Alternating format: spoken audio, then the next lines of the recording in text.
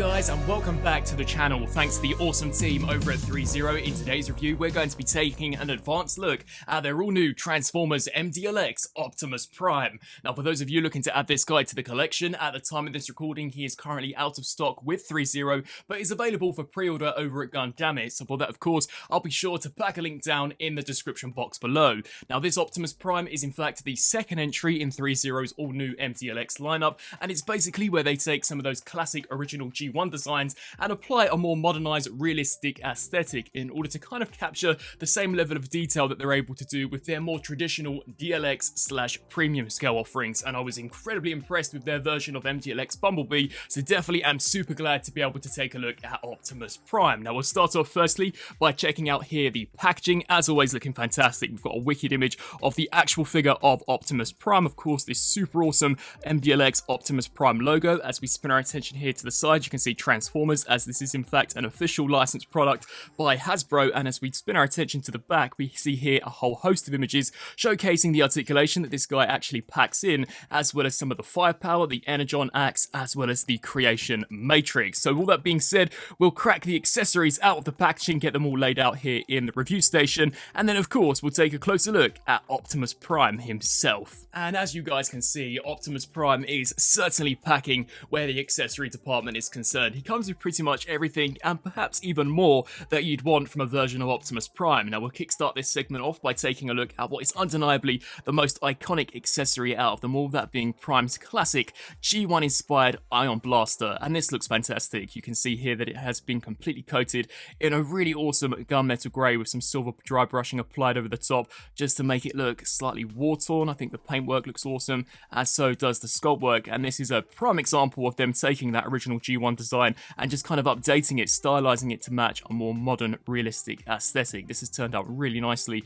in my opinion. We also do get what has also become another iconic weapon of Prime, that being this Energon-infused battle axe. You can see, much like the blaster, the painting and the sculpting on this is absolutely fantastic. I really do love this mechanical detailing that we've got going on here for the top, as well as this really cool burning transparent orange to simulate the burning Energon. That there has turned out so nicely, in my opinion, and an accessory which is more or less an actual part of the character himself, but it does come as an additional piece out of the packaging. Here we have what can only be described as an almost jetpack for Prime. Now, you can in fact actually choose to detach this to create for a slightly more cleaner profile, which I'll showcase later on in the video, but you can see this too has been painted and sculpted super nicely with the gunmetal grey, the really awesome metallic red, as well as that darker wash applied over the top, just to make it look slightly more realistic. And undeniably, the accessory which makes Prime a true Prime, here we have the creation matrix. Now, this too is also a really nice update on a classic Optimus Prime accessory. You can see the sculpt work on this looks fantastic, and it's undeniably supposed to be the matrix of leadership. You can see a really nice metallic silver,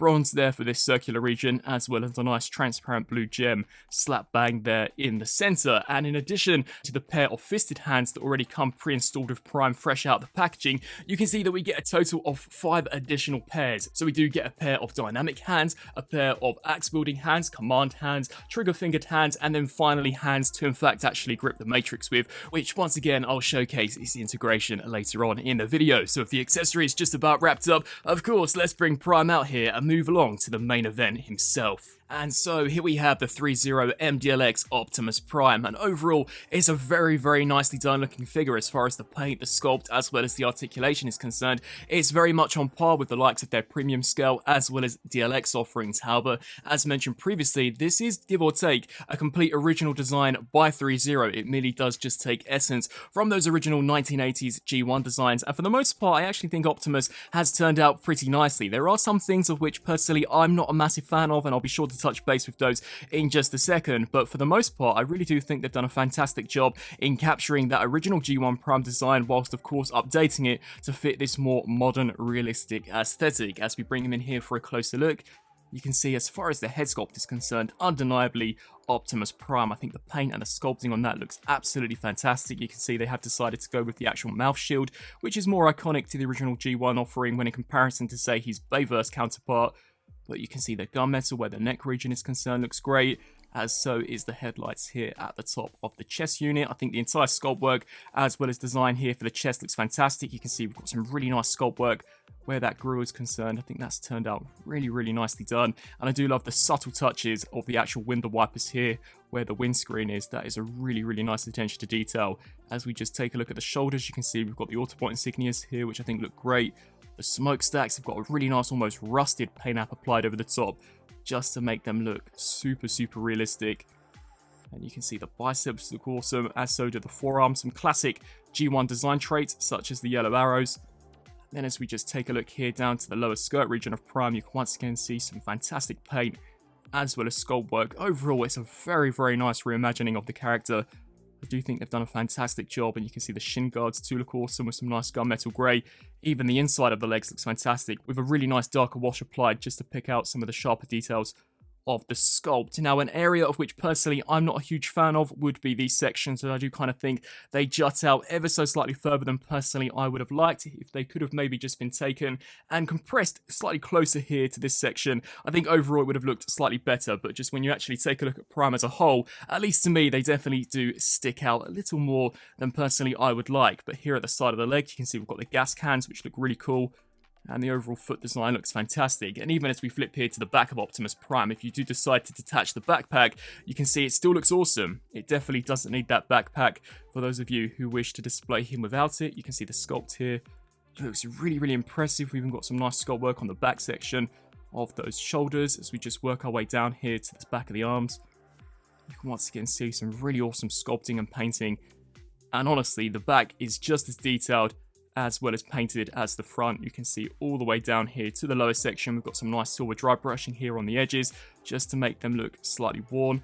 I just think it's a fantastic looking piece. Now, as we do bring that additional back section here, just to showcase how it does look, of course, you can create a slightly cleaner profile if you do choose to leave it off. But for those of you who wish to attach it, it simply does just snap onto place like so, and definitely does complete the overall look of Optimus. Now, as we turn our attention to the articulation, of course, the Threezero Transformers are all well known for just how well articulated they actually are, and I am glad to say that here with their much smaller, more affordable MDLX range, the articulation that we've seen from the likes of their DLX and Premium scale definitely does carry over to these figures, which is fantastic. So, as we come here to the head, it is on a double ball joint, both here at the head as well as the neck, so we can get him looking up, I'd say to about that far, as well as can look down all the way. Of course, it can tilt side to side, as well as rotate here left to right. The shoulder pads themselves can hinge out to the side, which allow for the shoulders themselves to hinge all the way up to a fantastic range. Now, the actual shoulders are created via a die-cast ball peg system, which I actually think is a great touch, considering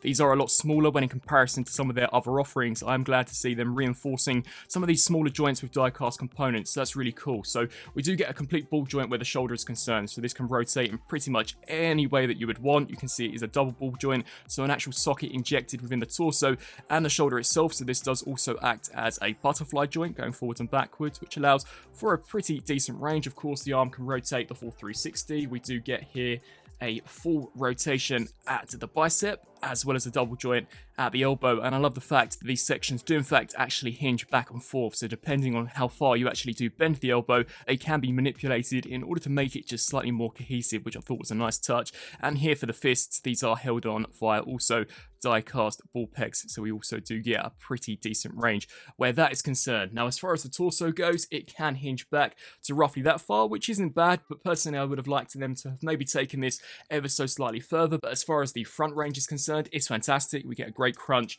and you can see that spinal detailing, much like some of their previous figures, does continue, completely painted as well as sculpted. We can also tilt this here left to right. The waist joint is on a ball joint, so it can rotate the full 360, as well as can kind of wriggle side to side. As far as the skirt is concerned, these sections are on ball joints, so it can hinge out of the way. However, these side sections are held on via a ball joint, which is connected to this back section. So if you do move this almost butt flap, it will bring this entire piece with it. So we'll just hinge that section up for now. You can see how the hips are also held on via that die-cast double ball peg, which allows you to drop them down all of the way, which I thought was awesome, allowing you to get Prime in some super dynamic poses, kicking forwards that far, as well as, of course, kicking back to that far. He can do the split. We also do get a rotation where the thigh is concerned, and then as we come down here to the knees, these are really interesting. So just utilizing a single range of motion, you can see that can bend way past 90, but he does in fact actually have double joints. So one here at the actual knee, and then kind of one here at the base of the thigh. So just to demonstrate how that looks, you can see we can bend that back and then bend that section back. So I thought that was some really nice engineering, how you can kind of choose how you wish to display this. So if you didn't perhaps like how just this range of motion looked on its own, you can also utilize this secondary hinge joint, which will make that just look slightly more natural. And as we spin our attention to the back, these sections are in fact completely spring-loaded, which I thought was a really nice touch. Now, as we come down here to the legs, these sections are all on flaps, so we can hinge this out of the way, hinge all of this here out of the way, and then finally this back flap. And much like the rest of the joints, you can see how the ankle is held on via a die-cast double ball peg, which allows this here to rotate left to right, so a great ankle rocker pivot, as well as can also hinge down roughly to that far, as well as up. And then finally, we also do get a toe pivot. So overall, just as articulated as some of their DLX offerings, I really do think it is extraordinary what they've been able to pull off with this much more affordable, much smaller scale when in comparison to some of their already established lines. Now, as we turn to the integration of the actual creation matrix itself, this is probably one of the only areas of which personally I would have liked to have seen slightly reworked. So in order to actually get to the matrix chamber, you basically have to take this entire front chest unit and pull it clean off. It is held on via some magnets, so it is really easily detachable. However, it is held on impeccably well, and you can see we just removed that entire section. Personally, I would have much rather had these, much like the original design, just kind of fold outwards so that they still could have been connected to the design itself. But nevertheless, you can see here, as far as the sculpt and paintwork is concerned, for the matrix chamber, that there looks really nicely done, and you can see the 3 magnets scattered throughout this actual chest unit itself. And then as we bring the matrix in, this simply does just harness in that chamber just like so, and overall it doesn't look too bad at all. But as mentioned previously, I personally am just not a huge fan of basically ripping the majority of the chest off in order to access this. I definitely think it would have been slightly nicer done had these been on flaps and could have of course folded out to the sides. Turning here to some size comparisons, here we have the MDLX Optimus Prime compared alongside the only other MDLX figure that we have at the moment, that being their version of Bumblebee. And in terms of scale, I think this is really nicely done. This is definitely more or less what we saw from the original G1 series, so I'm glad to see that almost continuity of scaling carried over to these figures. And from a design aesthetic standpoint, I really do think these guys look great with one another, definitely appear as if though they could be from the same universe. And I believe just last week, Threezero did announce that they are going to be continuing this line, with the next 2 figures being MDLX Megatron and Hot Rod. So definitely certainly intrigued to see as to how those 2 figures do turn out. And turning to a Hasbro mainline scale comparison, we've got the Threezero MDLX Optimus Prime compared alongside the War for Cybertron Voyager Optimus. So as far as the scale perspective is concerned, I'd personally say that he's roughly standard Voyager, maybe a little taller when in comparison here to Optimus. So for those looking for an actual mainline stand-in for Prime, that is just slightly more higher end when in comparison to some of the other Hasbro offerings. I do think this figure here may in fact actually be pretty ideal. And so, some final thoughts for this Threezero Transformers MDLX Optimus Prime. Overall, for the most part, I actually really love what they've done here. As far as the design is concerned, I personally think it is a great reimagining of that classic 1980s G1 Optimus Prime design. Of course, it's heavily stylized to fit in with this more modernized, almost movieverse aesthetic, and for the most part, I think it's really well executed. The painting and the sculpting, as per tradition with Threezero products, is next level. I think the attention to detail where those mechanical components are concerned is fantastic, and it literally ticks every single box as to what you would want from a version of Optimus Prime. The only thing that I personally am not a huge fan of in regards to the design would maybe be that the face does appear to be slightly too slender, and I am just not a huge fan whatsoever of those almost front ankle guards that we've got going on for the base of the legs. Other than that though, I think it's a really nicely designed looking Optimus. As far as the articulation is concerned, I think it's magnificent how it is literally just as articulated as some of those larger, more established DLX and premium scale offerings offerings. You can literally get this version of Optimus into pretty much any pose that you desire. As far as the actual accessories are concerned, fantastic. I literally cannot fault them at all. He comes with everything and more that personally I would want from a version of Optimus Prime, from the Ion Blaster down to the Battle Axe, and of course the inclusion of the Matrix of Leadership. And let's not forget just how many different interchangeable pairs of hands that this character does come equipped with. He literally comes with every gesture that personally I would want. Now, if I were to be critical in that regard, it would be that actually getting the hands pegged onto the double ball pegs that are situated in the wrists, it can be a little tricky upon first time round. I personally had to put all of them in some boiling water just to kind of make the actual ball pegs themselves slightly more softer so that they could then attach onto the ball pegs. But once I did that, it was actually very easy to then just switch them back and forth. I'm also not a huge fan of how the Matrix actually integrates into the Matrix chamber of Optimus. I personally would have much rather a system where you just basically take those truck windows and spread them out to the sides like we've seen done with so many other versions of Prime. The fact that you basically have to pull that entire chest unit off in order to access that chamber,